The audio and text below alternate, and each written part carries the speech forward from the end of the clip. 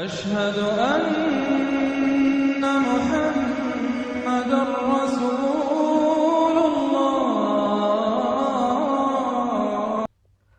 Bulldozer बाबा जी, ये है part number 3, part number 4, sorry, part number 4।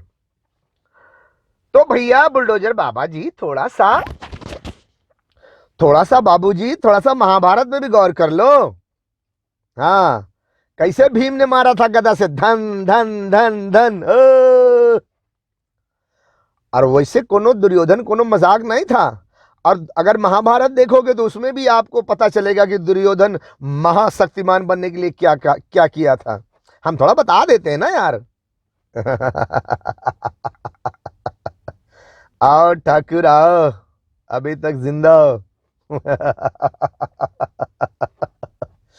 अपने आप को बहुत बड़ा ताकतवर समझ रहे हो बुलडोजर बाबा जी?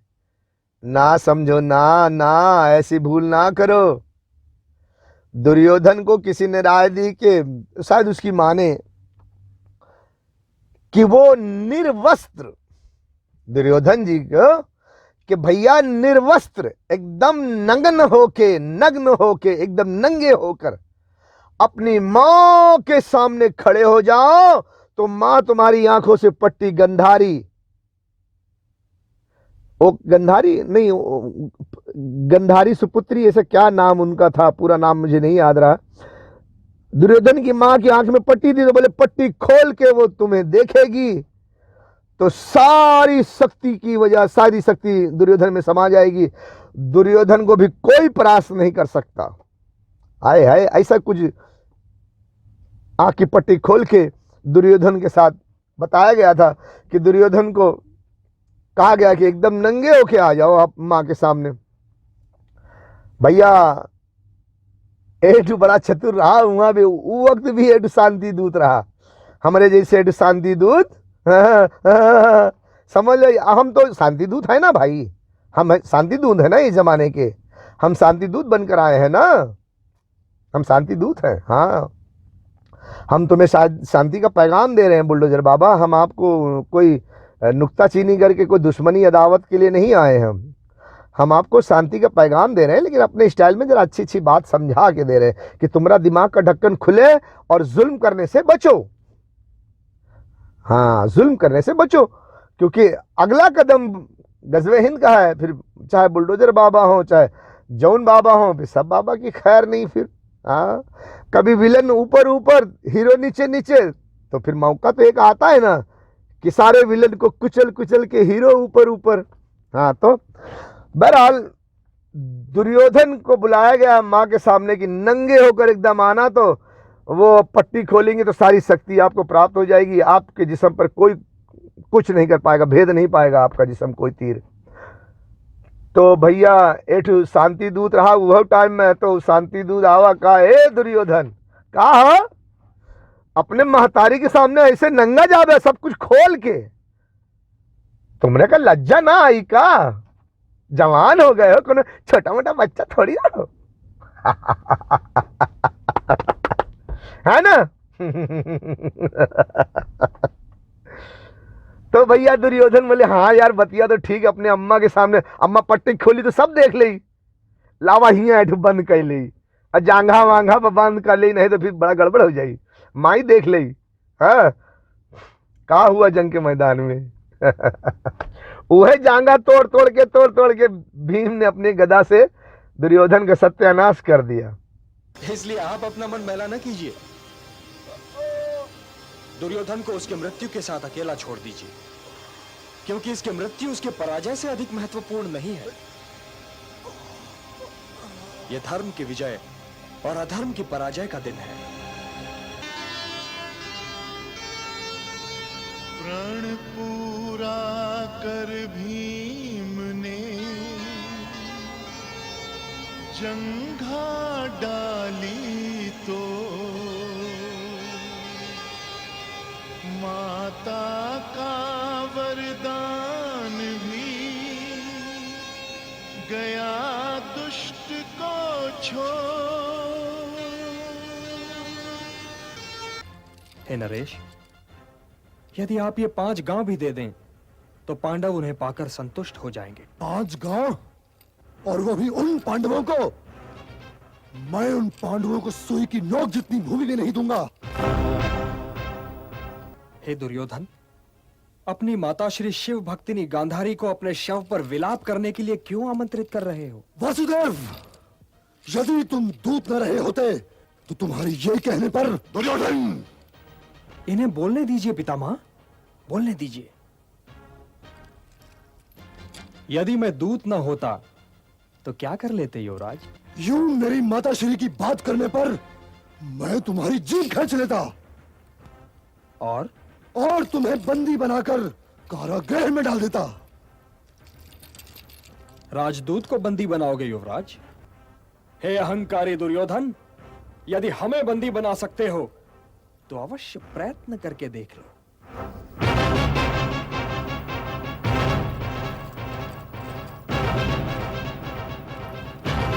सैनिक, इस ग्वाले को बंदी बना लो।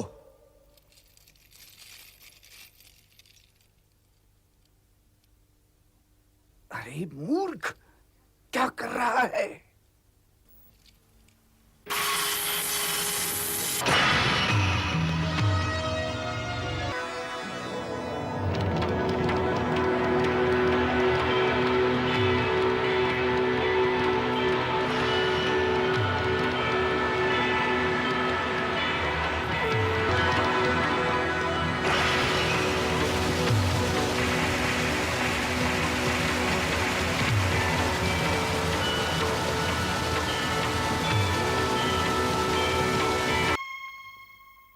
हे मानव, तेरा समय स्वयं तेरे ही जीवन मूल्यों के खंडहर में खड़ा तुझे उस महायुद्ध का आंखों देखा हाल सुना रहा था, जो समाप्त होकर भी समाप्त नहीं हुआ।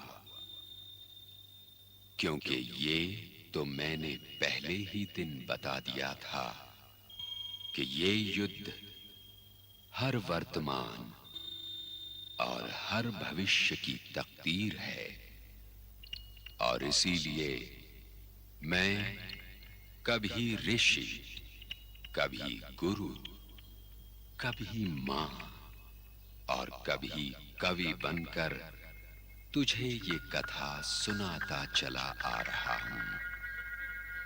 ये कथा केवल अतीत नहीं, ये वर्तमान भी है और भविष्य भी। इसलिए हस्तिनापुर चल और देख कि ऐसे युद्ध के उपरांत क्या होता है ना? कहां गई वो शक्ति, कहां गया वो दिव्यास्त्र, कहां गया वो अंगराज कर्ण की शक्ति, कहां गया वो द्रोणाचार्य की शक्ति, कहां गया वो भीष्म पितामह, कहां गई वो नारायणी सेना। और वही दुर्योधन जिसको फकीर समझता था, पांडव तो विजेता हो गए, और सारी शक्ति रखने वाला दुर्योधन, शक्तिशाली दुर्योधन शक्तिहीन हो गया, पराजय हो गया, जमीन पे तड़प रहा था भीम का गदा से मार खा के, है ना? भैया, जो विलन होता है ना, उसकी तकदीर में लिखा होता है कि भैया आखिर में तू हीरो से मार खाएगा, जलील होगा, ख्वार होगा, और वो विलन कहीं तौबा ना कर ले, उसके लिए उसकी नजर में बड़े बड़े चीज दिखाए जाते हैं। भैया तू घबरा जिन, तू बहुत ताकतवर है, तेरे पास इतनी शक्ति, ऐसी शक्ति है, हाँ, ताकि वो जुल्म के राह पे चलता जाए, लास्ट में जाके हीरो से मार खाए, है? हाँ, तो सोच लो, समझ लो। अब तुम सोचोगे बुलडोजर बाबा कि हम क्या विलन है? भैया अपना काम देख लो। गरीबों के घरों पे घर बुलडोजर चलाना क्या विलन का काम है या हीरो का काम है?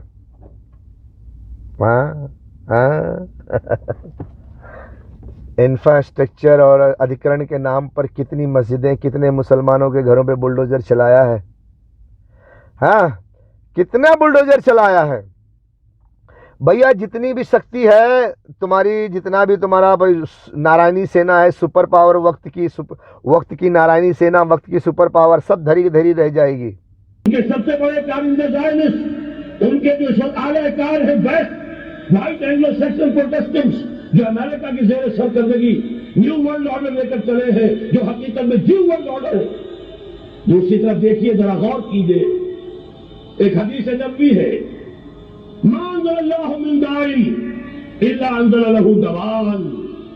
अल्लाह ने कोई ऐसा मरज पैदा नहीं किया जिसकी दवा पैदा न की हो।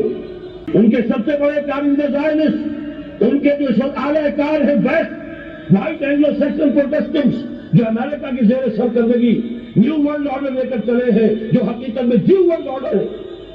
दूसरी तरफ देखिए, जरा गौर कीजिए, एक हदीस नबवी है,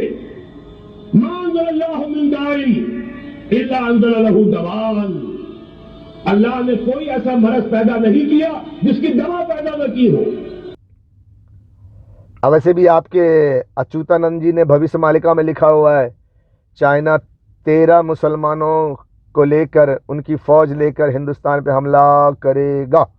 दोस्तों, 2024 से लेकर 2027 तक और उसके बाद किस प्रकार की रहस्यमयी भविष्यवाणियां इस भारत देश में सिद्ध होने वाली हैं, जिसकी वजह से भारत को इतना नुकसान पहुंचेगा जिसकी कोई कल्पना भी नहीं कर सकता। मानव जाति का 1/3 हिस्सा तो खत्म होगा ही, साथ ही भारत की अर्थव्यवस्था भी इतनी नीचे गिर जाएगी जिसकी वजह से चीन 13 देशों के साथ मिलकर भारत पर आक्रमण कर देगा। कई वीडियो में मैंने दिखाया, एक हिंदू पंडित ही वो यूट्यूब पर बता रहा है। खैर, अपने जांच कर लो, तुम भी पढ़े लिखे हो, थोड़ा सा तहकीक कर लो। क्या हम सब तुमको मुंह में खिलाएंगे क्या? है, समझदार हो भैया, तो बचो इससे, ठीक है। अब ये 4 नंबर की वीडियो है, पार्ट 4। अब इस वीडियो तक हम आपको बताएंगे, रिक्वेस्ट करेंगे, भैया गरीबों के घरों को बुलडोजर न चलाओ। अमीर गरीब, हिंदू मुसलमान सिख ईसाई, पहले के जैसे सब प्यार मोहब्बत से रहो हिंदुस्तान में, और आपस में लड़ो झगड़ो मत, इससे देश बर्बाद होगा। अगर गज़वे हिंद हो गया 2024, 25, 26, 27 तक, आपके जुल्म के बाद जब आप अपने जुल्म की हद को पहुंचेंगे, गज़वे हिंद शुरू हो जाएगी और देखते देखते पूरा हिंदुस्तान मुसलमानों के कब्जे में चले जाएगा।